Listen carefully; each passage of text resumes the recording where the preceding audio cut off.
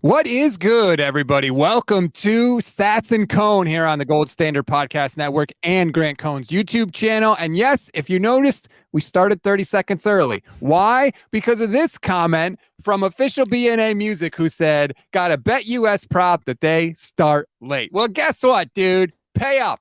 Send the money to the Gold Standard Network. Send it to Grant Cohn because we started early.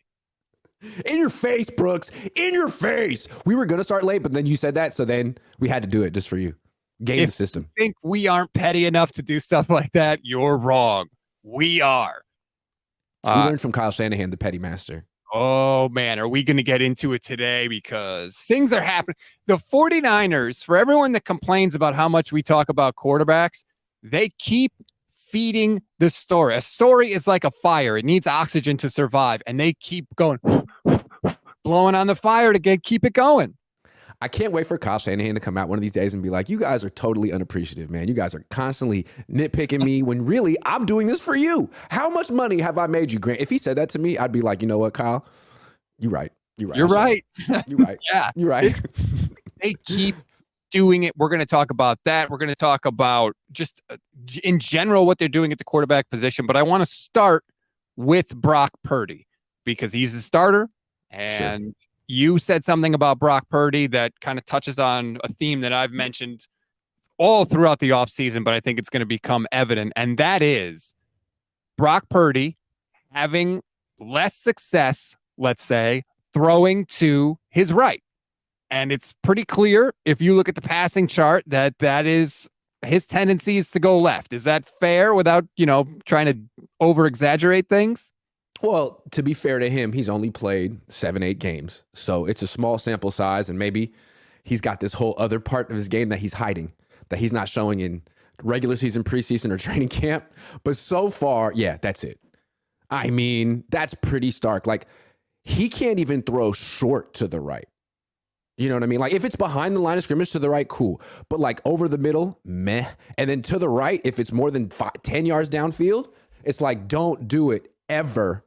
And I think Kyle's play calling reflects that. And his, the stats bear it out. Like, if you're a defensive coordinator, you have to take this into account. You have to force Brock Purdy to beat you on the right side of the field. And if he does, then you say, "All right, man, you're really good. I'll tip my cap to you." But so far, he hasn't done that. I want to say, I'm not going to freak out about this, and I'm not saying that you are either. Every quarterback has tendencies, every single one. And the longer you start and play, the more the defenses become aware of it, and they force you to overcome those. They force you to prove, okay, you can throw to the right. You can throw deeper down the field, whatever it is. With Patrick Mahomes, it was throwing shorter and getting the ball down the field that way. That's everybody. But this is definitely going to be one thing that Brock has to prove that he can do this year. Yeah, this is pro sports. Like, a guy, bursts on the scene, has success. People are like, "Why is he having this success? He shouldn't be having this success. Let's really investigate it." And you start to see potential weak points. What if we force him to do this? What if we take this away? And then if he's the truth, if he's the real deal, he will adjust his game to the scouting report, and the scouting report will have to change. And that's what great athletes do in all sports. That's why I think it's crazy to call any athlete the real deal after half a season, man. Like, the book isn't even out on this guy yet. He'll prove he's the real deal if he can beat the book, which Jimmy never had. Like, once people figured out, okay, Jimmy doesn't throw deep, Jimmy doesn't move, Jimmy throws over the middle over and over again, then he became a pretty mediocre quarterback at that point. His best time was when he burst on the scene and no one really knew what he was going to do. Is that Brock? We'll freaking see. We'll see. That's a great point. Jimmy Garoppolo never overcame the book on him. He never did. And that was part of the reason we were all so frustrated with him. And I'm not saying that Brock can't. I'm not saying that. I'm just saying this is one of the things we're going to learn this about him. And that will help us figure out. Throw right sometimes, man. Like, that's going to have to be part of your game. Yeah. But it's we understand, rolling left is such a huge part of this offense because the stretch outside zone mostly goes to the right. So if you have Christian McCaffrey going to the right, he's going to draw all the eyes, and you have Brock Purdy quickly booting to the left. That's great. That's money, and you can do that a lot. But still, man, in the fourth quarter, if you're down on third down, at a certain point, you got to drop back and throw. And if he's only going to throw left, like there's a lot of things defensive coordinators can do to take that away. When I first heard that, when I first saw you point that out, I was like, that can't be true. And then I thought about it. I was like, well, let me see. The deep throw to McCaffrey for a touchdown, that was to the left. Deep throw to Brandon Ayuk for a touchdown, that was to the left. The throw to Debo against the Seahawks in the playoffs, that was to the left. Throw to Kittle in Seattle, the long touchdown, one of them, that was to the left. I'm like, holy crap. The interception to Kittle in Vegas, that was to the right. Yeah, that's true too. I don't know. I don't know the reason for it, but when I first said that, I was like, oh my God, I can't think of a play he had to the right. Now, he had a great incompletion to Ayuk, famous incompletion where he ran around the backfield for like 10 seconds and then threw it. Yep. That should have been caught. That was a perfect ball. But that's the first play to the right that jumps out to me. His tendency, and people know it, and he's going to have to address it because you can't just throw left your whole career. He's like Zoolander. You have to be an ambi thrower in the NFL. But look, I mean, he's gotten this far just throwing left. That's great. Maybe he has this in his bag and he's just lulling. Maybe it's like the rope-a-dope. You know what I mean? Look, it's not like an insurmountable thing. I'm sure Kyle Shanahan can dial up plays to the right side of the field, but these are all things that we're going to learn about Brock. We still don't really know that much about him. Again, it's just been 8 games. We don't know how he does there. We don't know how he's going to do if he's behind in the fourth quarter. He didn't have much of that last year because the Niners were blowing the doors off of people. But in the small sample, he was not great behind in the fourth quarter. That's something we'll learn. I mean, it's fair to wonder what his ceiling is. A lot of Niner fans get upset if you even go there. But we don't know just how limited he is yet. Like, we know that he can throw on the run, he can scramble around, he can create plays. We know that he had a weak arm before the surgery. We know that his passing chart is really lopsided.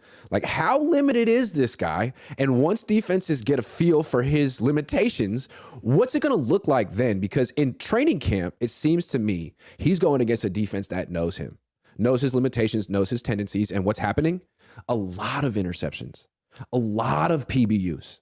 So last year, he was going against defenses that never seen him, never game planned for him, didn't know his first, last name. Now, every week that a team plays the Niners, the first thing their coach is going to say to that team in the meeting is, we are not going to let this little guy beat us. First thing. Sorry. I mean, privately, we're not going to let this little guy beat us, okay? We know what he likes to do. These are his tendencies. We are not going to let him do this. We are not going to let him do that. I'll be damned if we lose the game letting Brock Purdy roll left. No. So that's going to happen. And maybe the Niners are good enough and he's good enough to overcome all of that. But if not, they have this other quarterback on the bench that they drafted in the first round this year and last year and the year before that, who's been making strides that they didn't really anticipate. And maybe one day they'll give him a look in a real game. We'll see. Let's get to this super chat from Khalil. How much do you want to bet Kyle's going to script nothing but throws to the right for Brock on Friday? Could be. And like, he should. Like, if the defense, just because he's listening to the noise just to like address it, maybe. Yeah. Well, right. I mean, because remember when I said that it was unfair that they gave Trey all those throws to start the game? What did they do to Brock last week? Hella throws. Hella throws. Well, I don't know if your face. I don't know if you know this, Grant, but Kyle Shanahan is not a fan of me. Last thing you want to do is start worrying about stats. But I'll deal with it. It's fine. Or maybe he looks at you like the real deal, like Brock Purdy. Like, I don't worry about stats. Yeah. Somehow he's going to be fine. Yeah. Next one from Jeffrey Ray. Could you all put up the same stats for Sam Darnold and Trey Lance? That's a fair point. Although I will say Trey Lance has started 4 games. His sample is even smaller than Brock Purdy's sample, but I'll see if I can find the Trey Lance passing chart. But I think people just marvel at the Brock Purdy one because no one's ever seen anything where it's like green on one side and red on the other. I've never seen anything like that from a starting quarterback. That to me screams maybe a backup who's on a great team with some serious tendencies. I don't know, man. We'll see. We shall see. It could also be Kyle Shanahan being like, look, I'm down to my 3rd quarterback. It's the season, we're trying to save the season here. I know he can throw to his left, so I'm just going to make everything go left to make it easy for him. And, we'll figure it out next year. Like that could be it too. Again, it is that. But in camp, Kyle's challenging him to make these throws to the right. And so far, not so good, but it's early. And he's ahead of schedule. And everything that Brock does is a miracle, and we love him. What a wonderful guy. So I don't see the yearly grid for Trey Lance on the Next Gen site. I can't He throw hasn't that thrown up. enough passes to have a chart. I don't think it exists. Maybe it does. So, I doubt it. but Sorry. yeah, and you should challenge yourself like that. Like Steve Young mentioned it with Trey Lance. He gave Trey credit for working on things this offseason that he's not good at. You have to do that as a quarterback. You have to look at what your weaknesses are and work on those. Don't just try to strengthen your strengths, so to speak. I think there's an interesting dichotomy between Lance and Purdy. Purdy started quick. Purdy was NFL ready. Purdy, when he got his opportunity, he won. And the question for him is that the best he's going to show, like Jimmy Garoppolo? Or is he going to come back down to earth as people sort of figure him out? Whereas Trey is the slow starter, right? He didn't have a bunch of experience. He's a project. He lost his first start. And all of a sudden, he's making strides in year 3. And you wonder, like, can he eventually pass Brock Purdy and become this special quarterback that Brock Purdy can't reach? And it's like the Niners are so impatient at quarterback. They're always focused on who's the best right now. Who gives us the best chance to win right now? And like, they may not be, I mean, they're always looking for the Brock Purdy. When really at quarterback, I think you're supposed to be a little more patient and be trying to think about who could get you to the, who could be Hall of Famer. And I think it's fair to wonder, I'm not saying Trey Lance could be a Hall of Famer, but you'd think most teams would be looking at this like, hey man, maybe we should check out more of this guy. When the Niners are like, no. It's all about what you did this week. It's all about what you did the last 8 throws, not what you might be able to do next year. It's very interesting. It's all because their timelines never matched up. They took the most inexperienced quarterback and put him with a team that was ready to win immediately. And that was, if you weren't going to just... Sorry, I didn't cut you off.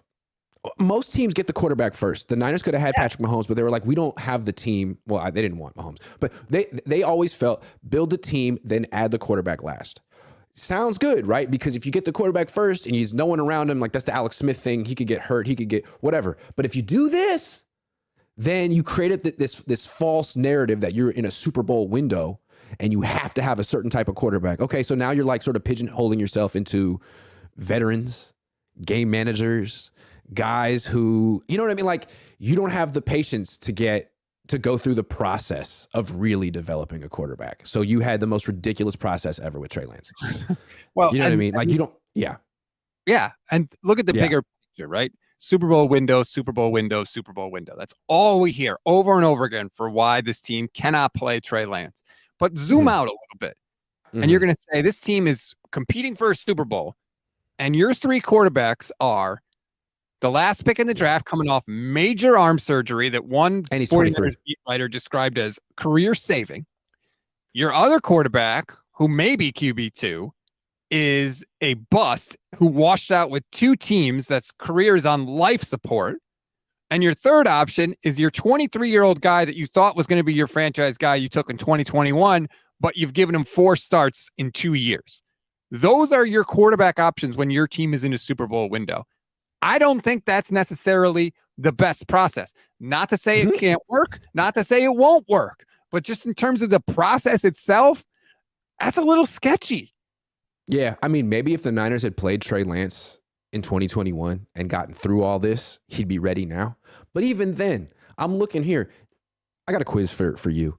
How many 23-year-old quarterbacks have won the Super Bowl? How many? I'm going to say 0. 1.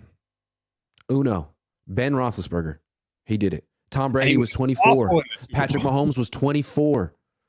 It's not done much. So Purdy or Lance could do it because the team's really good, but most likely they're not going to do it, which is maybe why Sam Darnold's here, because he's 26, but he's also a backup quarterback. And I'm looking at this list like there's not many 26-year-olds who've won Super Bowls either. So I don't know. Chris Waddle or Waddell, I'm not sure, but thank you for the super chat. There was an old Dallas backup quarterback that could only throw to one side. Was it Wenke? Everyone knew, and he was terrible. I'm not gonna lie. My Dallas backup quarterback encyclopedia is not exactly up to date, but I wouldn't deny it. Justin Cole says, Grant popular on the Herd this morning. Were you mentioned on the Herd? This guy. What'd he say? I don't know. What'd he say? I think it's hilarious that Colin Cowherd is talking about Trey Lance and then follows it up with, I didn't watch him play. seems to be kind of a prerequisite if you're going to address something in your program. Is he mad that I ratioed him on Twitter about that? That was the dumbest thing I've ever heard, man. I didn't watch him, but I got a really strong take on him. Like, right. Dude, you could YouTube his highlights from that game and watch them in 2.5 minutes, man. Come on. Official New BNA levels of laziness. Sorry. Seahawks quarterback Rick Meyer had a solid rookie season, even outplayed Bledsoe, who's taken before him, but struggled throwing left and gotten figured out. That's what happens to a lot of quarterbacks is you come on the scene, you perform well, and then once they adjust, you have to be able to make that secondary adjustment. And again, we're not saying Brock can't. At least I'm not saying Brock can't. All I'm saying is we don't know yet because he's only played 8 games. That's all. If I remember correctly, I could be wrong. I don't know if the stats bear it out, but I remember watching Kaepernick. He was much better throwing to his right than his left. And I think his interceptions in the NFC Championship game in Seattle were to his left. He just didn't see. He would throw those passes blind. You really got to turn your hips, and Brock does it well. Jimmy does it well. It's just weird that Brock doesn't throw right well. I don't know. It's like he's a smaller guy. And I don't think he has a lot of natural arm strength. So for him to get velocity and zip, it's like the whole body. And I think you just naturally get more torque and lower body rotation when you throw to the left than when you throw to the right, obviously. But I don't know. Maybe that's not it. Yeah, that could be it. T Marinos 5 says, is Jordan Love not the case study of what patience can create a potential starting quarterback? The consensus was Love was a bust his first 2 years too. Well, hold on, though. Well, we'll see what he does. We'll see what he does, but Green Bay has done this before, right? They did this with Aaron Rodgers. They're trying to do it again with Jordan Love. They're a very patient organization, and they have very good track record with the quarterback position. I'm open-minded. Simply sitting and waiting, though, doesn't automatically guarantee you're going to be great. No. You actually have to coach the guy. Right. Well, and Jimmy Garoppolo would have been awesome because he sat behind the greatest quarterback of all time for multiple years. There's something they're doing in Green Bay behind the scenes that seems to be working. I have no idea what it is, but it seems like people should be looking at that. Maybe, but let's also see Jordan Love play in the regular season and perform before we anoint their process as like the model for what teams need to do. But it's something to monitor. If he does do well, it's something to monitor because so many teams can't do this. Yes. And the other thing I'm monitoring is the Colts with Anthony Richardson, right? True. He's their starter. They have said it. He's their starting quarterback. How's that going to go? Maybe rocky for the first season, but how does it go year 2, year 3? We'll have to see. Julian Cortez, Super Bowl window, yet Kyle puts all his faith in Colton McWhips, but zero faith in Jake Moody. Three Isaiah Oliver. Well, the Isaiah Oliver thing, that's looking bad. Yeah. And that's interesting that Kyle Shanahan said he's not a guaranteed starter. And Steve Wilkes this week was like, oh, we're totally happy with where he is, but we're going to rotate guys. If you have to rotate guys, you don't have a guy. Like that is the signal. And he was like, man, it's cool, though, because like, if I need to shut down, if I need someone to cover a tight end, I got Isaiah Oliver. I'm like, man, you had Jimmy Ward and you let him go so you could bring in Isaiah Oliver and then bench him? Nice, dude. You didn't know about Jimmy Ward. I used to think Jimmy Ward wasn't that good, but then I learned and realized that he's actually very good at a lot of things. And it seems like Isaiah Oliver's good at no things now on this defense. So that's a problem. Jimmy Ward was important. Jimmy Ward could tackle. Leader, too. Tone setter. He could cover a tight end. Okay, so you just mentioned tone setting. Let's get into that. Oh, hang on. We got a couple more super chat. Man, Grant, the power of your audience. It's unbelievable. Let's see. Kevin Dennis, thank you very much for the donation. Appreciate that. Alex T. People who criticize Trey Lance for being a slow starter forget Jimmy G usually started fast and then disappeared the second half, sometimes after the first drive. I don't want to talk about Jimmy Garoppolo anymore because that's the magic of divorce. Like, I don't have to care about Jimmy Garoppolo, but the starting slow and fast thing. Remember the Chip Kelly year? That team started fast. Kaepernick, they started fast. They had this different tempo. Teams couldn't really prepare for it the week of, but once they felt it for a quarter or two, they're like, okay, this team sucks. We got it. Yep. Maybe it wasn't Kaepernick's fault. Maybe it was a Chip Kelly thing. Well, it's both, I think. You know, and they always started fast and then they didn't. Next one, Elon says, Brock Purdy moving TW left, his right mic on the floor. What? I don't know. Brock Purdy moved towards Trent Williams left, his right, Mike McGlinchey. Mike Dion. Well, McGlinchey on the right side. Yeah, that may that maybe he wasn't as comfortable going right because he knew McGlinchey was there. I don't know. Chris Waddell is back. Off topic. I came into the season with a ton of confidence, and listening to Grant has me scared about big parlays. I plan on winning. Ha. Don't let Grant scare your confidence, okay? Don't let Grant scare. If you can't be hopeful now, what's the point of doing this? Like, Yeah. be hopeful now. That's okay. But I just, Yeah. it's worth saying, hey, these are question marks that we don't know the answer to going into the season. Yeah, I mean, it's still a great team. The expectations that they're going to win a Super Bowl eventually, just because they keep trying. And I feel like there's something a little off with their formula, just a tiny little bit off. And they disagree, so we'll see. Jeffrey Moody's Ray getting tested, though, baby. Jake Moody. I love it. They didn't try to score the touchdown and they put Moody out there. I thought that was the right thing to do, right? Let's Yep. put him under a little stress. And he almost missed it. I have to say, if you look at the Scary. view underneath the goalpost, it wasn't as Okay. close as it looked on TV. It was still a little Okay. close. But Okay. Jeffrey Yeah. Ray says, what, you're poo-pooing? Don't poo-poo. No. I hear you. I didn't see the angle. I would never poo-poo. Have you had a poo-poo platter, though? It's so good. No, what Did you is know poo- platter?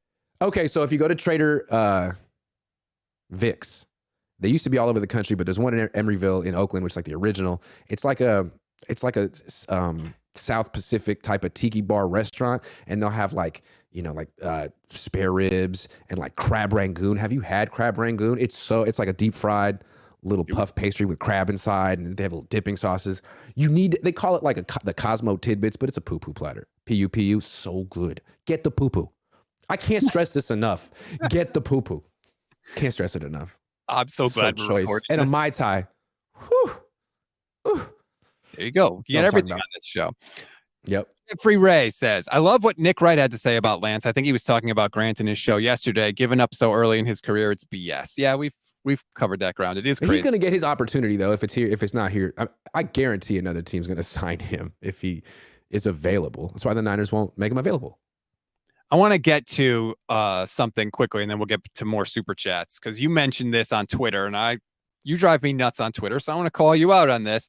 You said that the defense sets the tone for the team and that the offense isn't that physical. And I think you're wrong. I think the offense is arguably the most physical in the league. It can be physical. Like, Debo's very physical. Kittle has his moments, although there's games where like he has 4 catches for 22 yards. Jennings is physical. Mitchell's physical for a 200-pound running back who gets hurt all the time. McCaffrey's not physical. Ayuk he is. I mean, like, he's physical for a scat pack, but no one's like, man, McCaffrey's gonna run us over this week. Like, he's not Derrick Henry. He's not Nick Chubb. I mean, he's not finesse, but I mean, like, him and Ayuk are like average in my opinion. Nothing wrong with that. I don't know. Like, and then you have Harry Potter at quarterback. You got Peter Pan at quarterback over here. You know what I'm saying? Like, I don't know. I'm not saying it's a finesse offense. I just feel like it's average. I just feel when people talk about the physicality of the Niners, I feel like they're talking about Greenlaw, Warner, Bosa, like the fact that there's going to be 11 dudes jumping on you. Pause at the end of a play. Sorry. I think if I had to pick the more physical side of the ball, I would agree. I would go with the defense, like Bosa, Warner, Ufonga, Greenlaw. It's insane. But the 49ers offense, I think, it's not soft. I didn't mean to call it soft. I didn't mean to say it like that.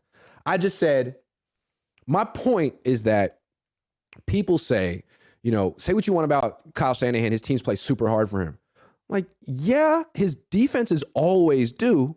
And they had particular type of coordinators the last 4, 5, 6, 7 years who were like not as big on calling a ton of plays and being like the guy who, wins the chess match, but like, let's just do what we do and play with a ton of effort and great talent. And like, you had D'Amico and Robert on the field, pumping them up full of energy. Like, that's what they were doing. Wilkes is not that guy. He's in the booth. He's calling plays blitzing. He's stunting. He's trying to outthink the other guy. And this is a whole different thing. And I wonder if like they're going to lose a little bit of what made them. That's all I'm trying to say. Because to me, it was the defense's intensity. Wasn't trying to take a shot at the offense. I know it turned into that, probably because it's Twitter. And people, if you try to make a point about X, everyone wants to talk about Y. My bad for not choosing my words better. But what I'm trying to say is I'm a little concerned about the defense's intensity without D'Amico. I think that's fair. It's fair to question. Like, when I found out Wilkes was going to be in the booth, I was like, oh man, like, but that's him. Like, he could be on the sideline, and I don't think he'd be the guy like, like he's this guy, which is cool. But you have that guy at offensive coordinator too.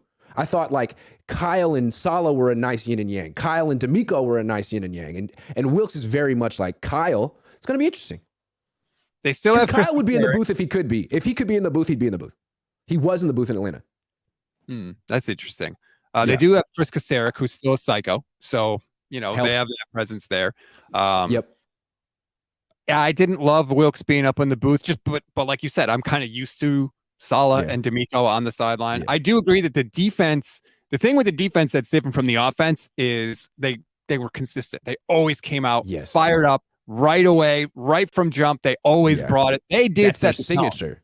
That's their signature. Not like we do a million blitzes or we're so exotic. Like, no, we're not. Like, we're just really talented and we play really freaking hard. Like, okay, that works. That plays. And that's that's the whole team's identity. The offense can be that, but the offense is very exotic, right? I mean, there's a million motions. Like, they're trying to trick you a lot on offense, and then they punch you in the mouth too, for sure. But the defense isn't trying to trick you.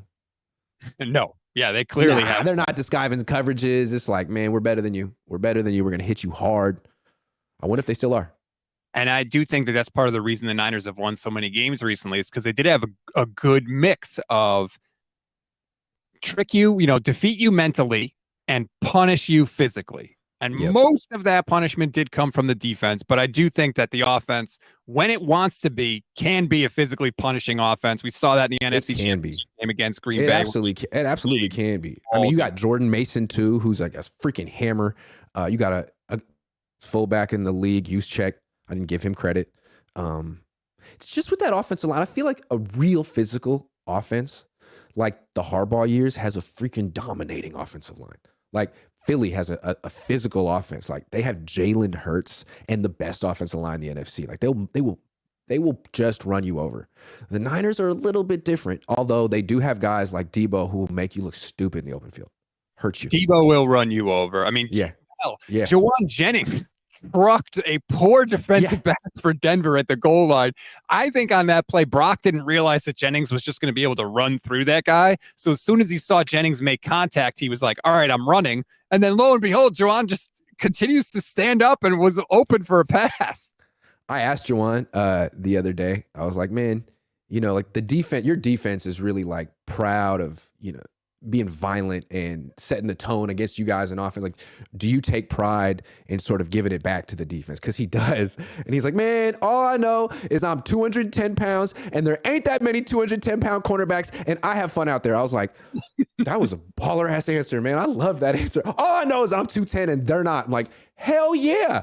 Hell yeah. I like that. That was funny as hell. Like I like that, man. I don't think he's long for this team, especially if Ronnie Bell keeps playing the way he's been playing. True. But by the way, speaking of physical guys, Ronnie Bell is physical. Did you see that stiff arm he threw on Saturday? That was fantastic. Yeah, I like Ronnie Bell a lot. Someone's mad that I called Brock Purdy Harry Potter. Man, Harry Potter is like the #1 wizard in all of wizardry. I call him the great. He's the GOAT. He's the Joe Montana of wizards, man. How could you not like that? Apparently, Justin Cole says Cowherd didn't want to mention you by name, but said some quirky reporter thinks Kyle is trying to sabotage Trey. Have you ever been called quirky? I'll take it, man. I'll take quirky. I like quirky. That was a bold Quirky's take cool by you. Hey, man, maybe I'm wrong, but I didn't like it. I feel like Kyle, what he does for Brock is he challenges Brock in practices. And then in the preseason, he's like trying to prove like, yeah, I made the right call starting this guy. Let me play to all of his strengths and give him a bunch of wide open passes. For Trey, I feel like he gives him all this tough love in the games. Like, all right, man, let's work. Let's see what you got. It just feels like that to him. And to me, I don't know. Maybe I'm wrong. I thought it was wild that he led the first game with nine throws and 8 throws and 9 plays. I was like, wow. I was surprised by that, but I also was like, what is that? He does need the reps, though. Sure. Hey, maybe that's a good interpretation too. Maybe I'm wrong, but I feel like Darnold needs reps. He's new in the offense, and when he was in the field, he was like handing off. It was like, okay, can you do that for Trey too? Because it made Darnold look good. It makes Brock look good. If you're worried about the handoff, and all of a sudden he gets to roll to the left and he's wide open, like that throw he hit to Debo for like 20 yards, like barely went past the line of scrimmage. Yeah, that's why I didn't get. what I've said, and people have a problem with this. By the way, Kevin says, "Why does Grant have to act so obnoxious? Why do you have to act so obnoxious, I don't Grant?" know. Sorry. Some people like it. What I have said about Brock's performance was the Niners did exactly what they should have done with him. They got him in, they gave him some easy plays, and they got him the hell out. That's perfect. But acting like Brock Purdy's back and everything's good. I mean, he threw a screen pass to Debo. He threw a pass to Debo on the left in the flat. He had the one really nice throw to Juwan Jennings, which was great. But I mean, and he had a slant to Ayuk where the corner was 15 yards off of him. Like, it was perfect. It was Kyle saying, and that's why, like, if Kyle can do that for Brock, man, can't you do that for all your quarterbacks? That's all I'm asking. Don't tell me that's all you could call for Trey. Like in the first game, the first ones were like under center, 3-step drops, like with John Feliciano at center, who hasn't played center at all. And like clearly getting the ball out late, and like him and Trey are getting away from the line late while the guards are already in his face. It's like, man, can you never call plays like this, man. If he's under center, it's going to be a handoff or a boot. If it's a drop back, it's from the gun. What do you do? He had Trey do a 7-step drop back from under center against the Broncos, and he got crushed on it by two different dudes. Why he made the throw. That's exactly how Josh Johnson got hurt in the NFC Championship game. It's like, come on, Kyle, man. You did protect Brock really well until that play. That was a 7-step drop too. Well, that's the other thing. That people Kyle like. Gets aggressive. People are mad at me when I say that about Brock. Like, if he does that in the regular season and it's working great, I'm all for it. But I'm still not going to sit there and say Brock Purdy did a ton. Like, we can look at what the throws are. That throw to Latu that you talked about where Trey got hit, that was a great throw. And Latu should have caught it. He said he should have caught it. That was a fantastic. He got smacked when he got, I mean, he couldn't step into it. He got hit. He didn't flinch. He got it 25 yards down the field.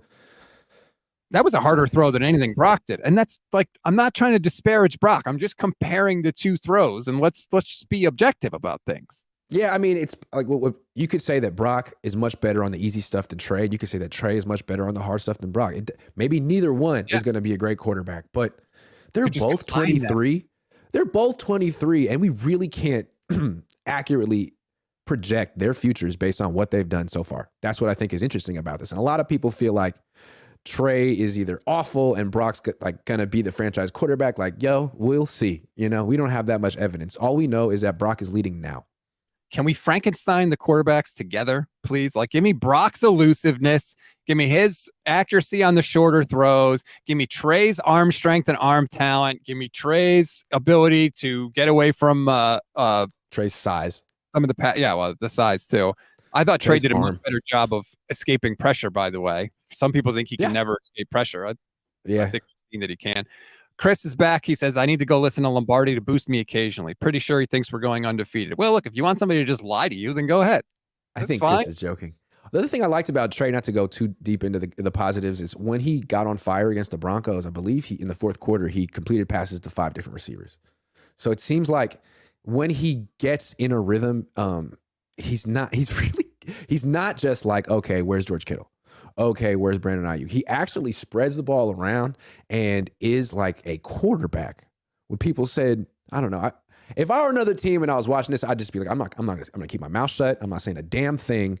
But as soon as this kid is ready, I'm making an offer. I still think teams messed up this offseason during the draft, not getting Trey Lance when his value is down. Like, teams were drafting Will Levis in the second round. Like, dude, no.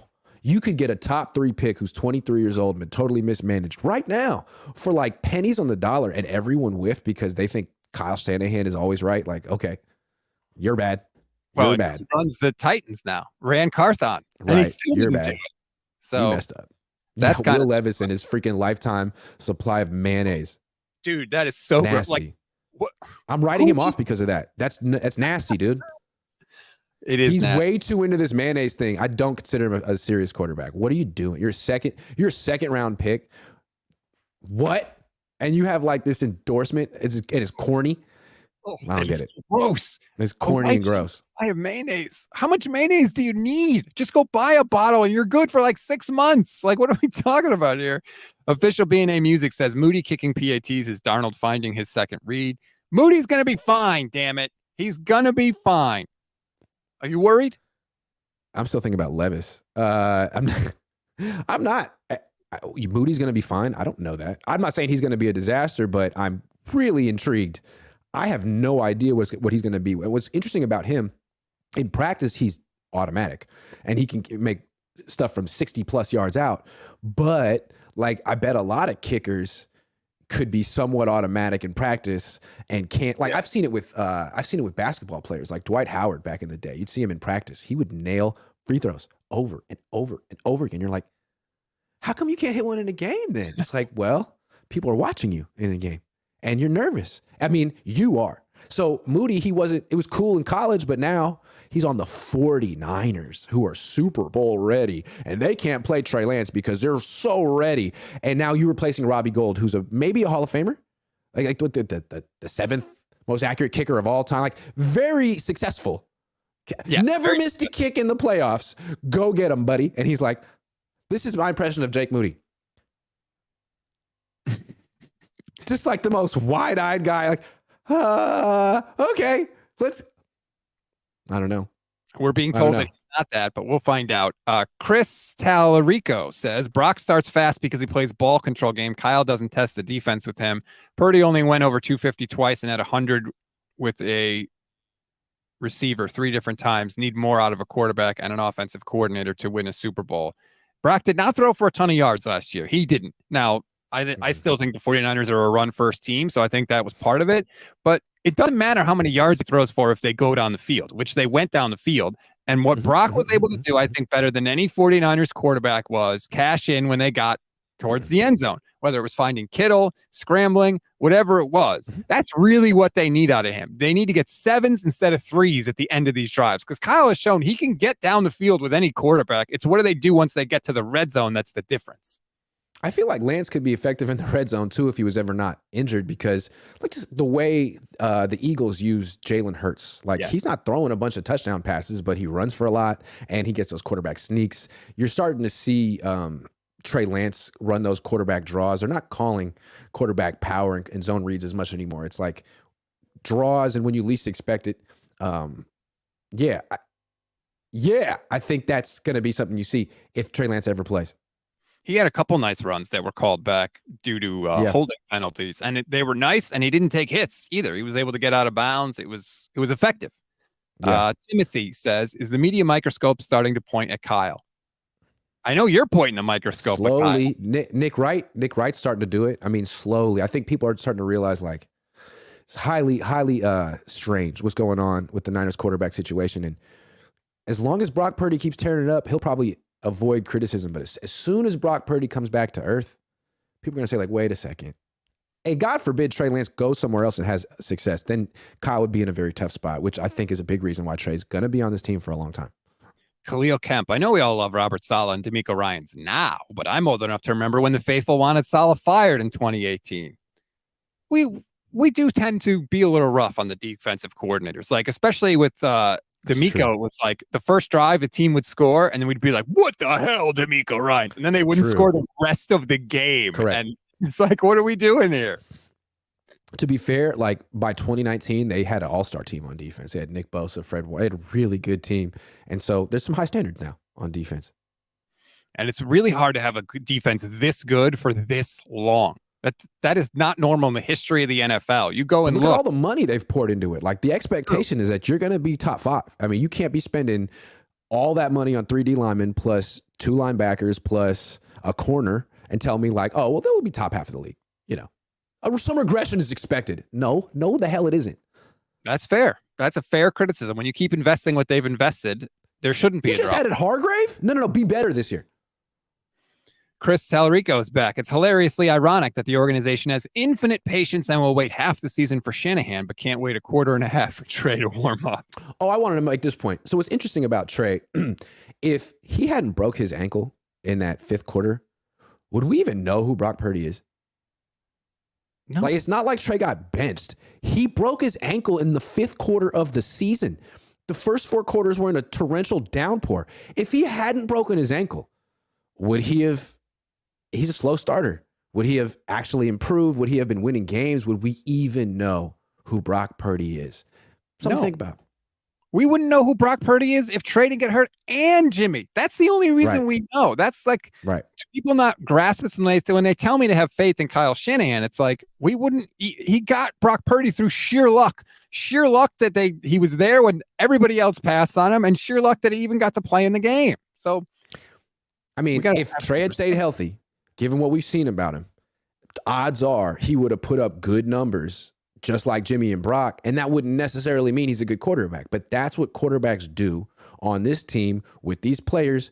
They put up good numbers, and they usually win because the team is that good. They lost to Chicago in week 1, yeah, but it wasn't all Trey's fault. The defense didn't play well either, and it was raining. They were going to beat Seattle. They were moving the ball really well with Trey Lance on the field. They were moving the ball at will with Trey Lance on. They were going to win that game. They were going to, I mean, like, they probably win with Sam freaking Darnold, man. Wow. Let's not get crazy, but I will point out that we've had 143 total yards in 2 Lance drives against the Seahawks. So, again, let's remember. It was going that direction. It doesn't mean he's a great quarterback, but the Niners can win with a lot of quarterbacks. Right. They proved that with Brock. I'm sorry. They proved that with Brock. That's the whole Brock experiment. Yes. Let's take the last pick in the draft. Sorry. Michael McCann says, if Trey and Sam are close, why isn't Trey getting more reps? He's the guy they got for 2 years. Sam is going after this year and is paid on incentives. I agree with that completely. Like, if you play Sam Darnold and he's good, okay, then you don't have a cheap quarterback anymore, right? Because you got to pay Sam Darnold in free agency. The whole thing is weird. And we got to get to this too. Kyle Shanahan saying we're going to rotate our backup quarterbacks week to week. I've never heard of that before in my life. How did nobody say, I called it. What you're doing? What? Like, how does that make any sense? Because it's what he's trying to be fair. They have the same agent. I bet they talked this through. Like, it's going to be embarrassing for whichever quarterback is inactive that week, right? Who's the designated inactive quarterback who could be the emergency guy. So they're both going to have to split that embarrassment. I bet you one guy gets it 9 times, one guy gets it 8 times. And I feel like what Kyle can say is like, well, you know, I wanted to get a certain look in the scout team this week. So we're facing Kenny Pickett. I feel like Darnold gives us a better look. Or we're facing Lamar Jackson. I feel like Lance gives us a better look. Like, they're going to do stuff like that. But I feel like it'll probably even out, which is stupid. Pick a quarterback. Why is Darnold here? Darnold was here as a hedge in case Brock Purdy isn't healthy and Trey Lance doesn't improve. Brock's healthy. Lance improved. Darnold doesn't need to freaking be here. He doesn't need to be here. Or keep him as the 3rd string quarterback. He's not good. What is going on? I don't get it. Kyle loves him, though. He's the only person in the freaking world who loves him. Why? Did you notice this, too? So Kyle loved him coming out of the draft, right? And that's why he's on the team. And you know how we can tell? Because they got Anthony Miller this week, right? And Kyle said, yeah, I didn't even go to the workout for Anthony Miller. I never even watched it, but I liked him coming out of the draft. And they supposedly he had the best workout according to people that were there. If he likes you at any point and you're available and they need somebody, he'll pick you up. It doesn't matter what you've actually done on the field. And nobody, by the way, is saying, Anthony Miller, look out, Anthony Miller. He's never been in this system, in this offense with these people around him. He's going to be a stud. Yet we're doing that with Sam Darnold. Right. And what's crazy is like Kyle liked Trey coming out too, right? But then he fell out of love, it seems like. Why? Because he didn't have instant success in Kyle Shanahan's system. Is that what it was? You didn't have instant success in Kyle Shanahan's system? Okay, Darnold will now, right? I don't think so. Mario Gonzalez. Grant, what's the status on Bosa, bro? When are we paying this man? What the hell is taking so long with Nick Bosa? I think he wants to be paid more than Aaron Donald. Aaron Donald had like $95 million in total guarantees. These are the Yorks. They've never given out money like that. So maybe they're not, maybe, I don't know, but this is going to be groundbreaking for the 49ers. And maybe Bosa's willing to sit out a few weeks until he gets exactly what he wants, because that's what Chris Jones is willing to do with the Chiefs. He said he's willing to sit out until week 8. Yep. The other part of this is not only what Donald got, but also what Chris Jones is going to get. And maybe Bosa doesn't want to sign until Jones signs, because whatever Jones gets, Bosa's going to want more than that. So it's correct. Not going to end anytime soon. Yeah, from Bosa's perspective, like, you really want Chris Jones to sign first. The question is, how many games are you willing to miss? I don't think Bosa cares. Yep. I think that's the thing. I don't think it's not he doesn't care, but I think he knows I'm worth what I'm worth, and I'm going to use all the tools at my disposal to get it. Yeah. And if the Niners try to make me look like I'm greedy or like I'm not a team player, I can laugh in their face because the other 31 teams would love to have me play for them. And the Niners are smart enough to know that they should have, me on their team as opposed to not on their team. So they'll work it out. Right? I still think it'll be okay. Face me. Here's how you know it's bad. When we hear the 49ers offered Nick Bosa a contract with this much guaranteed and this much average per year, and Bosa didn't take it, that's when you know things are starting to get bad. We haven't reached that point yet. No one's leaked anything. Happens, yeah. No one's leaked anything. Yeah. We'll see. Yeah, Chris Waddell says, you did the best content creators bracket this offseason. Yeah, we did. The 49ers Media Madness bracket. You guys should do another one, but for who fans think should start, my vote goes to Lance. I mean, I think we know who people would pick, I think. Yeah, I don't think you need to do you could just do a poll. Right. I could do that. I'll do that. Should we put Brandon Allen in the poll? Should he be in there? I'll do it. I'll do it on Twitter. Yeah, we should totally put him. I'll do it on Twitter, and then I want to see Lance with the starters. Grant is now ignoring me because he's doing the poll. That's fine. I'm used to my co-hosts ignoring me. It's not. No, I'm listening. I'm here. Who should be the 49ers starting quarterback? Brock, the real deal, Purdy. I saw your show with your dad the other day. I saw about 5 minutes of it, and he was mad at you because you weren't looking at him when he was talking. And I got great enjoyment. I got in trouble in that show. I had to go on timeout afterward. Julian says, defense really suspect this year. Let's see if the real deal can lead some possible comebacks opposed to playing off big leads. Lance showed some of it. I mean, Lance's window is so small, but that's a question with Brock. Again, we don't know. He held up in that Raiders game, right? That was a nice little test for him last year to go back and forth in a shootout, but he never really got down by a ton because this Niners team was really good and they never got down by a ton. But that is one thing we don't know about him. It's true. Julian also says, thoughts on Kyle Shanahan explanation of his real deal term. So lame. He tried to put lame. He tried to walk it back. Like, oh man, that just means he's a player. He just means he's a starter. Like, no. I don't buy Kyle's continued explanation of, well, I just don't have a great vocabulary. It's like, that's not an excuse anymore, dude. You haven't figured out that what you say matters. You're like, fix it. Take a second before you answer. How about that? And also, it's like when he said Brock's the real deal, to me, that signaled like, finally, after 7 years, you backed a quarterback. You said, this is my guy. And then he's like, no, I didn't do that. Like, no, you did. You literally did. And you can't undo that. Brock is your guy. And if Brock doesn't work out, you can't pivot and be like, actually, I like Sam Darnold better. No, you freaking can't, because Brock's the real deal, not Sam, not Trey. I do want to say, I want to give the Niners credit because I think they have actually handled Brock Purdy correctly, right? They have expressed faith in him right away, even though he's 23. They came up with a rehab program that has worked so far by all indications, right? And they've had problems with that area. They've treated him right this preseason, get him in, make him look good, get him out, all that stuff. Everything I've wanted to see the 49ers do with a young quarterback that they believe in, they have done with Brock Purdy, which is good. It's the other stuff that I disagree with, but I want to give them credit for that because I've killed them with what they've done with Trey, and maybe they learned. I don't know. Maybe they learned. They seem like a team that definitely learns from their mistakes at quarterback. They don't keep making the same mistake. You know what I mean? They don't do that. They're not constantly overreacting over, 7 games, 6 games, 5. They don't do that. Now they're patient. Oh, I already showed that one. I apologize. Got it. Timothy Glanders. If Trey's offering a second contract, if he's offered a second contract, will he sign? I would say no at this point. Unless they got rid of all the other quarterbacks, then maybe. But if I had to put money on that, I would say no, he wouldn't sign. I wouldn't be shocked if he had requested a trade at some point. Although, again, hold on, wait. There's a lot could change. Wait a second. He's only had 2 years. He's got another 2 years on this team under his contract. Like, so he could be the third string quarterback week 1. He could be the starting quarterback week 13. We saw that last year. He could be the savior. He could be the freaking savior this season. So this is there's a whole lot more twists and turns ahead of us. Wait. That's fair. And God knows with this team, it changes quick. Julian said, we already did that one too. Sorry, I'm trying to get all these in here. Shreddy Murphy, Brock QB3 in Trey's offense, Trey QB3 in Brock's offense. It does seem to be two different offenses sometimes when Trey's in there as opposed to some of the other guys. Yeah, Trey's the one guy who's not allowed to boot out of the pocket. Like, man, And that's the other thing about the Raider games. Like, dude, he got sacked 3 times. Don't you care? You wouldn't let that happen to little Brock because he's the real deal. But Trey is like, hey, man, sink or swim, buddy. It's the preseason. Like, all right, dude, damn, that's harsh.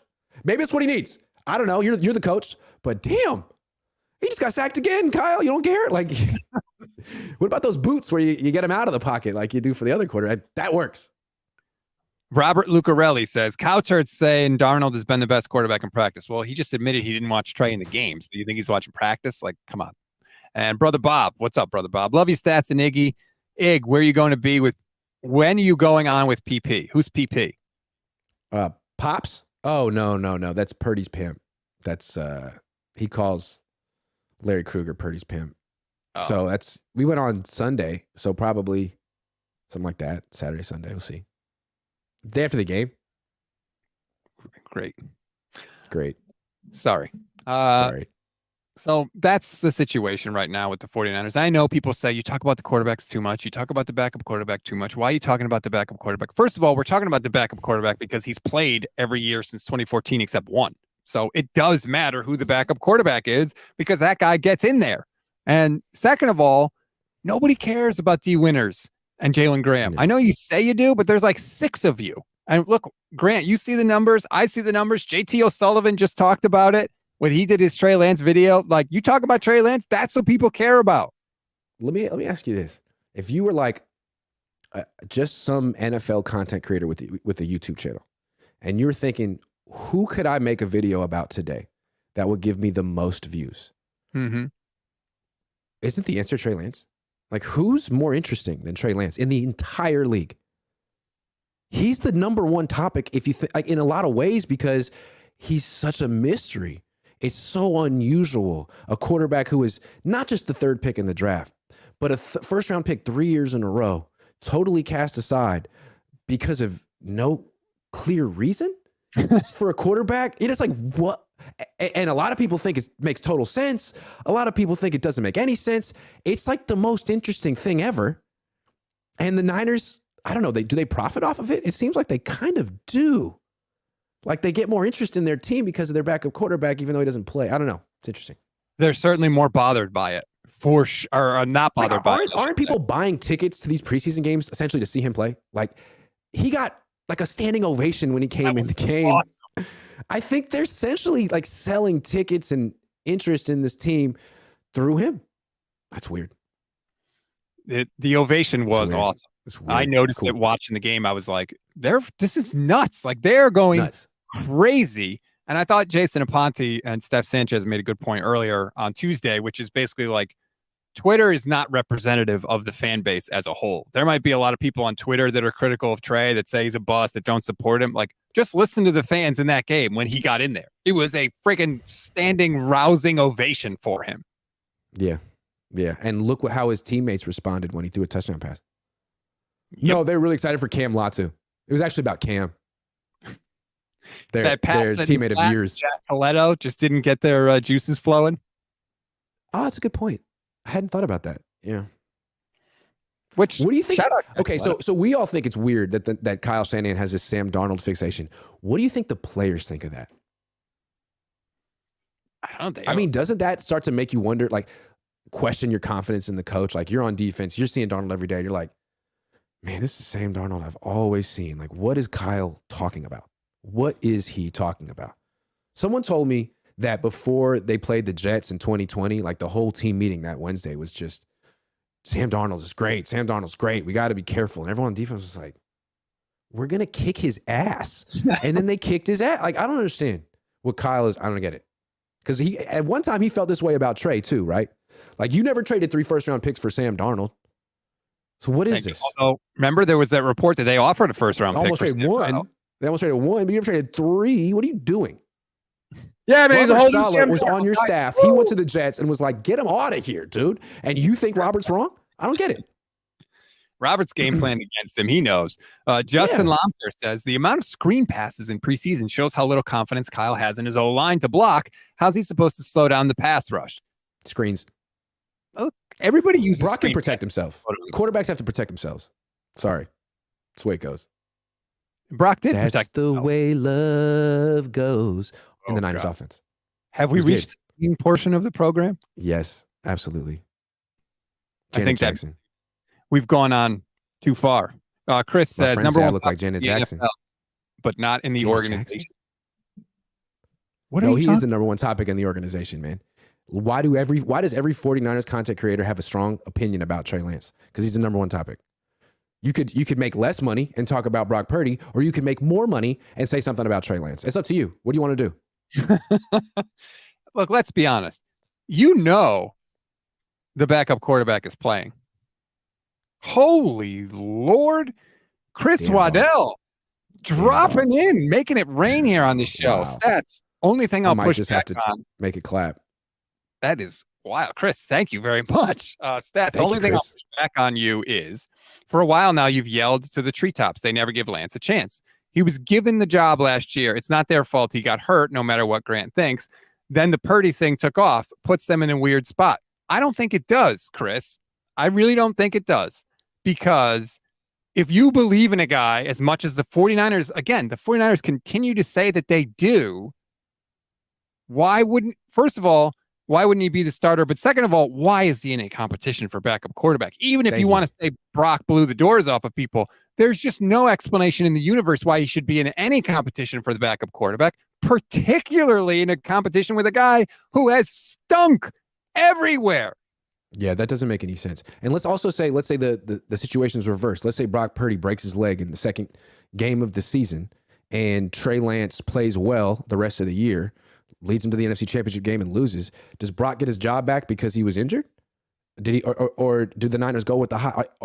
Did Trey put him in a weird spot, as you put it? Like, how come Trey loses his job to injury, but Brock can't because Brock won 7 games? Like, I don't know. This could change. All I'm saying is Brock's the guy now. I get it.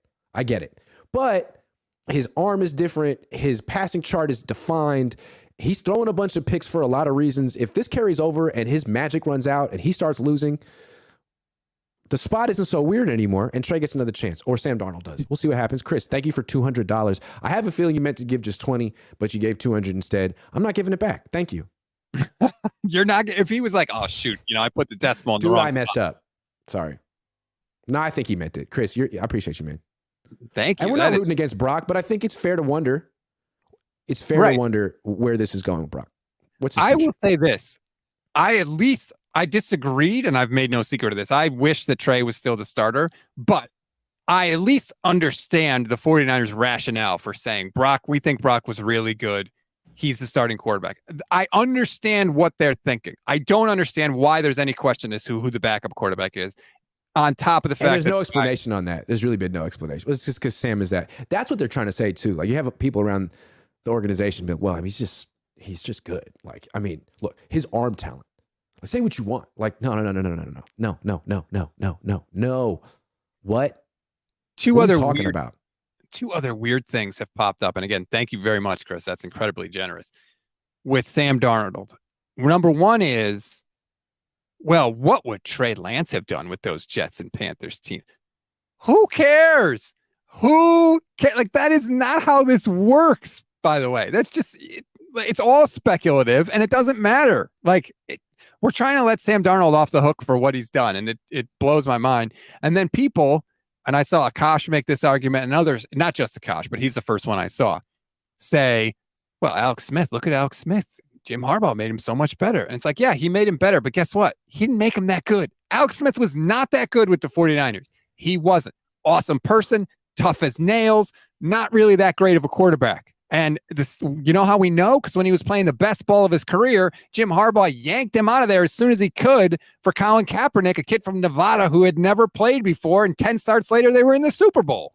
Why is Sam Darnold getting the Alex Smith comparison instead of Trey Lance?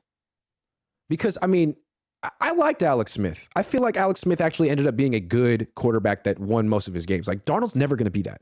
I'm sorry. I'm out on Sam. It's not going to happen for Sam.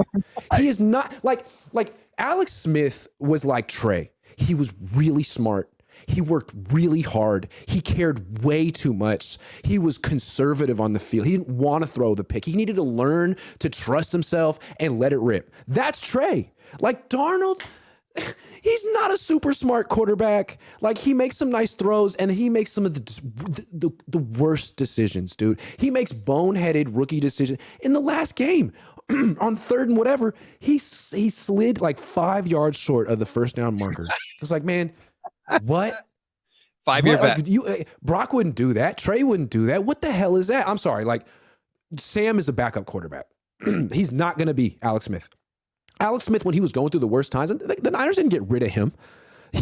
Multiple coaches stuck with him and were like, yeah, he's our best option. Like, Darnold's on his third team by 26. Get the hell out of here. He's Baker Mayfield. No. Baker Mayfield just named the starter in Tampa Bay. Whoa! Look out. Brother Bob says, let's be 100. Kyle doesn't know quarterbacks or what to do with them. At this point, I don't know how you can say anything else just by what they have done. I think his attitude is like, look, my players are good. My scheme is good. You should be good. And if you're not, there's something wrong with you. Like, no, I can't necessarily coach you up, but I did everything else. And I think there are coaches who can do that too. Like Andy Reid, Brian Daboll, whatever's going on in Green Bay. Like, there are some quarterback factories, and the Niners aren't one of them. Kevin says, Alex began turning it around before Harbaugh. I don't want to relitigate the career of Alex Smith. That was a long time ago. Yeah. The point is, I don't think Sam Darnold is Alex Smith, and I don't think he is. Like, that's not the standard. I want someone better than freaking Alex Smith. I want good, great quarterbacks on my team. The thing with Lance, like, remember his whole thing? He didn't throw a pick in college. He like that. That's very Alex Smithy. Like, that's not going to translate to the NFL. That's a guy who probably needs to see it before he throws it. And in the NFL, you got to kind of anticipate throws, and especially in Kyle's offense, right? Throw it on time. So that's something that he probably has to learn. But we see when he gets more than 4 throws in a day, all of a sudden he is throwing the ball on time and in rhythm. So, like, I don't buy this narrative that he's a bad fit or that he can't do it or that he's a bust. I just think he needs freaking the whole game. God forbid we see him play 2 games in a freaking row before we run him out of town. What would that look like? First time he did in over 1,300 days was this past week. Chris Waddell's back says the backup comp thing is dumb as heck. I agree. And Gambit says, I need to take Chris out to lunch. I would. Here's the problem. I live in Connecticut. Chris, if you're in Connecticut, I will take you out to lunch. I don't think you are in Connecticut, but if you are, I would. I was in Shelter Island a month ago. That's kind of close to Connecticut. Shelter Island. Do you know this, by the way? I'm going to Cowboys Niners this year. That's cool. Nice. My first Niner game, my first NFL game ever. Nice. I'll come give you a hug and a kiss. Well, I don't really think you need to do that. It's okay. A firm handshake or a fist pound will be plenty. I'm European. It's all right. I hit you on We've both never cheeks. been in the same state before. It's all right. That's how I express myself. Okay. Just want to make things really awkward before we ended the show. Okay, that's it. Thank you. I'm making a pass at Rob. It's over. Chris Waddell is the backup comp. Sorry. There's a couple more. People are trying to keep the show going. They like us so much. Oh, okay. Let's get him in here. Chris, I meant the 200 stats gives me a lot of driving, listening to content. Well, thank you, Chris. Thank you. That is incredible. I do appreciate it, and I will be here for you, even if you don't give ridiculously. Oh, yeah, that was for him, not me. What the hell? No, it's good. Appreciate it. Jose, would Kyle reach for Jonathan Taylor to back up Christian McCaffrey? Okay. Maybe. I bet he's thought about it. That's the thing. You don't totally know. Remember when they were in on Le'Veon Bell before he went to the Jets? It was like, wait, what are we going in on Le'Veon Bell for? You just spent all this money on all these other running backs. He loves running backs. He loves them. He does. He really does. So keep Christian healthy, baby. Hate to see what happened to Brock without Christian. Oh, wait, I saw it yesterday. Please. It wasn't good. Keep Christian McCaffrey 12 of 22. Yikes. People said it was a good day, though, because they put him in the red zone. He hit a couple red zone shots. Like, nice. But 12 of 22 ain't cutting it. That's not the real deal. The real deal is the running back, the tight end, the wide receiver, the other wide receiver, the left tackle. Those are the real deal. You really put them in the same. Can't get over that. Hilarious. And he tried to walk it back. No. So every player on your team is the real deal. Every starter on your team is the real deal now, essentially, according to Kyle Shanahan. Kevin Dennis says, you got to go to Philly, San Francisco on December 3rd. You're close. I'm only going to that game because I have a wedding in Nevada that weekend, and we're flying out of San Francisco. So my buddy was like, dude, why don't we just go to the game? And then I had a listener donate tickets, which shout out to you, Ben. Appreciate you for that. That's how this whole thing came about. So it's not like I just chose to fly out to San Francisco to go to the game. I got to get out of here pretty soon. Khalil Camp, he says O'Doyle rules. Sorry. What's his face? The O-line coach talks in like an hour and a half, and I'm Forster. 45 miles away. Yeah. Okay. Forster. I like Brother it. Bob, wait, super chat money going to stats? Yeah, that's right. Some can go to me. It's allowed. Anyway, I'm glad you did. To the Gold Make Standard. it rain on stats. Channel. Thank you. Like and subscribe Stats to Grant get strange for a piece of change. That's what I heard. Goodbye, everybody. Have a good day.